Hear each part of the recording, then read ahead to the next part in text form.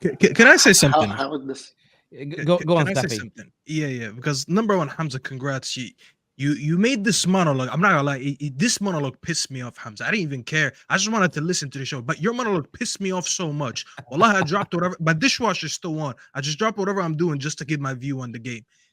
The fact that I had to listen for about 20 minutes talking about Man City and Saliba this and what happened in the Nations League generally pissed me off. There was a full 90 minutes where we can cook Arsenal for some things, and you just made this whole thing about I don't know everything else but the game. But let's talk about the game, because if we're gonna cook Arsenal, we have to at least be a little bit objective on, because I feel like there's good aspects to cook Arsenal on today.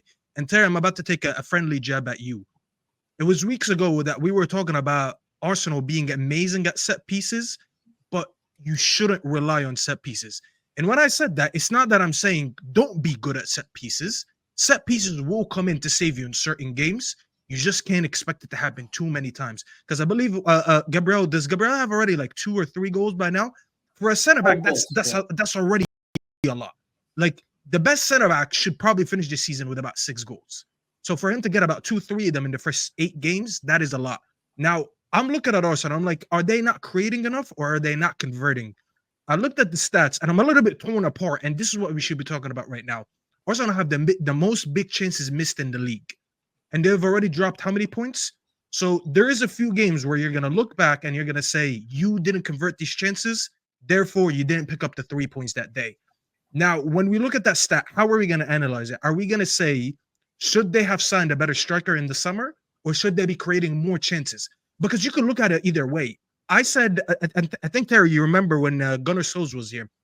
I said I think he did the Pep thing a little bit too early, which is he built a good defensive team a little bit too early, in my opinion. Because you look at their defense, they have very good fullbacks and very good center backs.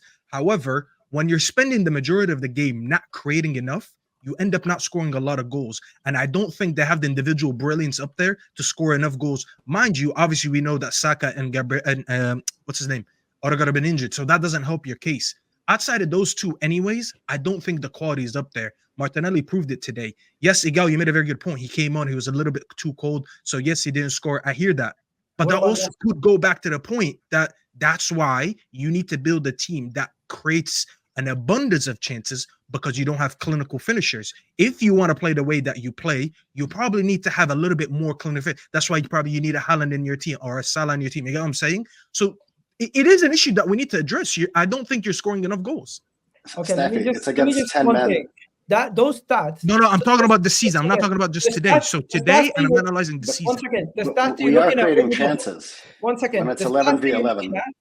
Brother, let me just respond. The stats that you're looking at over the whole entire season is also factoring in that Leicester game where the goalkeeper literally had a David De Gea type performance, where he saved an XG of +6. He saved how many of them? Like that is being factored. Which game are you talking about? I'm sorry, I generally the Leicester game where the Leicester So in the Leicester, the problem with some of the stats is early in the season. I think it was a record for the most big chances saved by a goalkeeper in Premier League history. I want to throw this to Nathan, because I haven't heard much from Nathan on the show. Based on what Staffy just said, the 3 games you've dropped points have been down to 10 men. Do you think it's fair to say that relying on set pieces is a problem in this and a lack of finishing, or is it more about keeping 10 men on the pitch? Which is the bigger issue in your opinion in terms of the points you've dropped in your opening 8 games? It's a bit of both for me. I think one of the biggest issues we have, and I've said it from the beginning of the season, is our lack of star power. Our bit to have, players that can really take a game by the scruff of the neck, bar Saka. And with his exclusion, we see that today once again. I mean, there was zero kind of zero ability to take that. There was no one on that pitch that really had that ability to take that game by the scruff of the neck and create something out of nothing.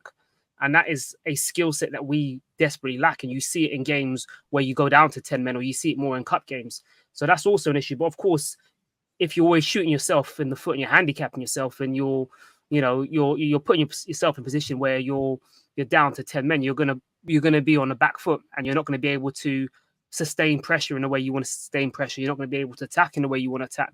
So that also obviously has that also plays its part. So for me, it's the issue of not addressing, a real Saka backup. And I know people will talk about Sterling, but I don't think Sterling is fixed or best positioned to play as a right winger.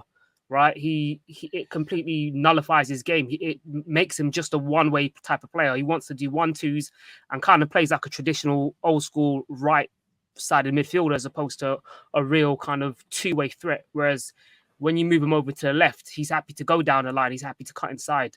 And I feel like him as a Saka replacement, we're still in, we're in 2024, 2025 season, and we still haven't got a Saka replacement. We haven't got anybody who can give us.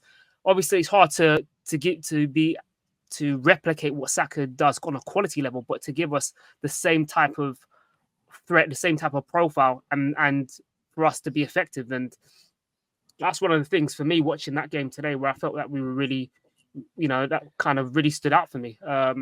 Additionally, just to put this into context, by the way, I just want to make my point clear. Sorry, go on, Steffi, go on. Yeah, I was gonna say, just to put this into context, Arsenal on average last season were creating 11 chances per game, a little bit over 11 chances. Last season we're creating almost 14 chances per game. This season they're creating about 11. So statistically, you're creating about less 3 chances per game. This is when people say you've gone defensive and it's showing, it is not just a slender. I think people overdo it, don't get me wrong. But it is an actual thing. Like stats do show that your chance creation has went down this season. But to Trimness's point, this is why I think it's an interesting conversation, because I think you're right that Martinelli and others need to step up and score. The issue with those stats right now for Arsenal, and some will say this is an excuse, I think it's a fair point. 3 of those games they went down to 10 men, and and other games are away against Man City, and one of them was against 10 men. There was away against Aston Villa and away against Tottenham, which is a competitive derby where numbers are kind of up and down. Even like with Raheem Sterling, to your point, Nathan, I don't think he's as good as Bukayo Saka, there's no doubt. But he was hardly given an opportunity today to prove that he could step up into the void, because 30 minutes in, he was being sacrificed because of 2 other players making a mistake. I think it's a good challenge for Arsenal. I just honestly don't think we've seen... I don't think there's been, it sounds like a weird thing to say. There hasn't been enough time with 11 men without Saka and Odegaard to prove it yet, because there's been a number of games where they haven't had those players and the fuckers have gone down to 10 men. And we all know, right? If we can drop our agendas for 5 minutes and not talk about the panel, when you get a man sent off, typically speaking, the game changes. It's not, you can't assess that football match like a normal football. It's like preseason games when you make 10 substitutions. You can't then treat it like a real football match because it's abnormal to what normally goes on. But listen, I think the conversion rate of some players, Martinelli being one of them, should have been scoring. I don't care. I don't think it's right that people say he just come on. That for me, against one of the most average shot stoppers in the league, you should be burying that. You should be putting your foot through it, putting it into the back of the net. Can I just go through some of these super chats before we go back to the panel again? Because there's a lot of them. I don't want to miss them.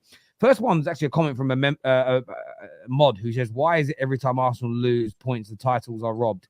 Well, I'm asking a question based on what Arsenal fans said, but the main part of our title is mistakes break Arsenal's cherry. Now, if you don't know what a cherry is, that's probably because you spent too much time in your mum's basement. But the point I'm making is here, to say that my title is pro-Arsenal just goes to show me you're not just a troll, but you must love me and wanted my attention. So there you go, my friend. You have my attention, and I'm sure that's got you all excited inside. The corners from Rice were out swingers. Saka's were always in swingers. They do affect our corners, is what AMT says. It always stems now from that. Sorry. It always stems now from that. It's not me mugging it.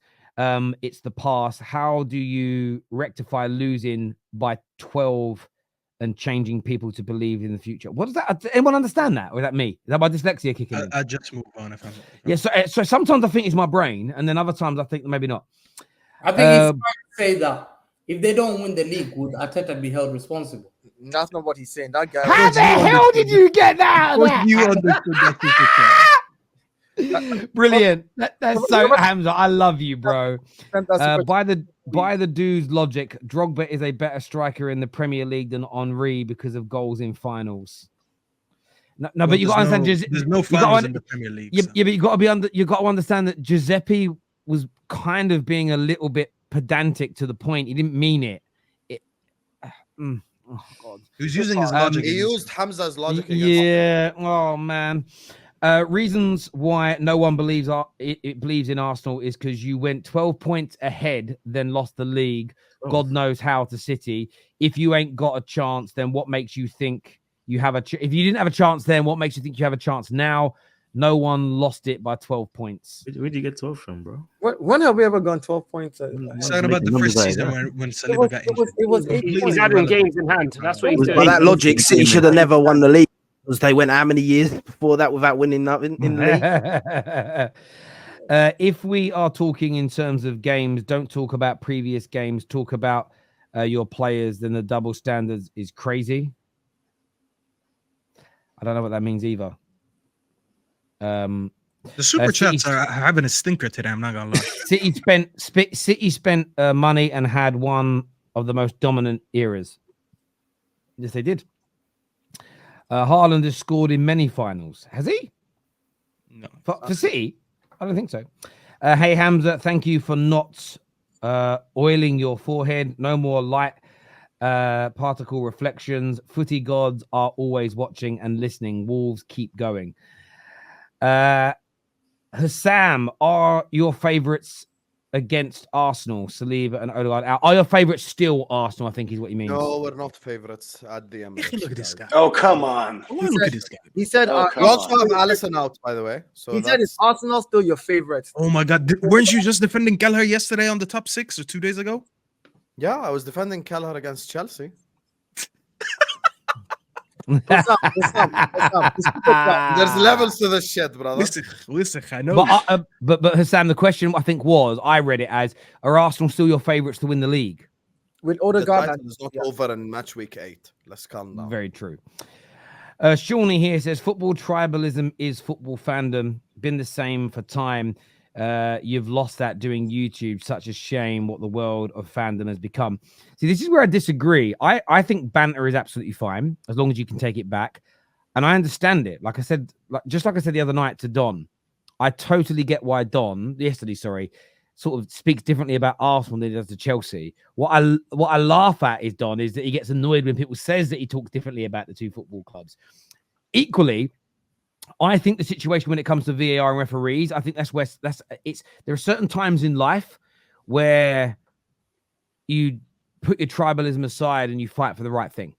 And I think the way referees and the PGMOL and everybody else try to gaslight us, the way they try and bullshit us, the way like I called out the other day when they're talking about the sort of the protocol around sending people off of delaying restarts, but they've suddenly forgotten that kicking the ball away in descent has always been a yellow card as well. And yet they've kind of forgot to throw it in there because they're trying to cover up for themselves. I think that's where you should drop tribalism, because the thing is, Shawnee, if tomorrow one of these decisions I've called out today goes against Liverpool, you'll be on here crying and saying that I'm a legend because I'm backing Liverpool on that subject matter. So I just think there are certain subjects and certain times in sport where you drop your tribalism, you drop your agenda for who you want to win, and you do what's right for that sport. Because if refereeing keeps getting worse, it damages it for all of us.